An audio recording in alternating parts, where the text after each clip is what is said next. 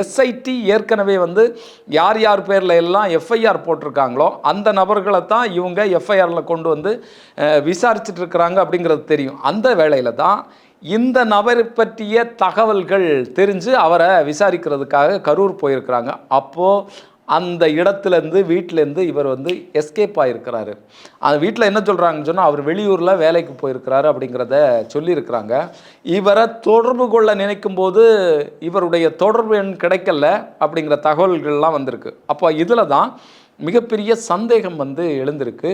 இந்த ராம்குமார் மாட்டக்கூடிய பட்சத்தில் அதனுடைய தொடர்ச்சியாக சங்கிலி தொடராக ஆதவ் அர்ஜுனா, நிர்மல்குமார் இந்த நபர்கள் எல்லாம் இதில் மாட்டக்கூடும்.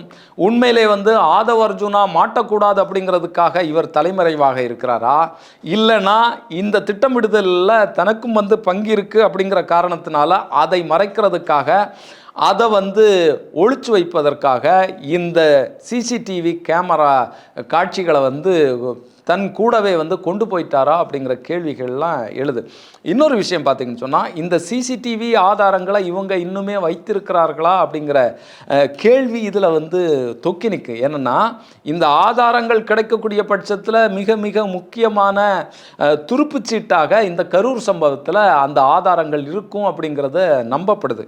ஏற்கனவே வந்து இந்த சம்பவம் நடந்த பிறகு பல்வேறு ஆதாரங்கள் தொண்டர்கள் எடுத்தது, வெளியிலேருந்து போன மக்கள் எடுத்த வீடியோ ஆதாரங்கள்லாம் வெளிவந்து இதனுடைய உண்மைத்தன்மையை வந்து வெளிக்கொணர்ந்தது அப்படிங்கிறதெல்லாம் தெரியும்.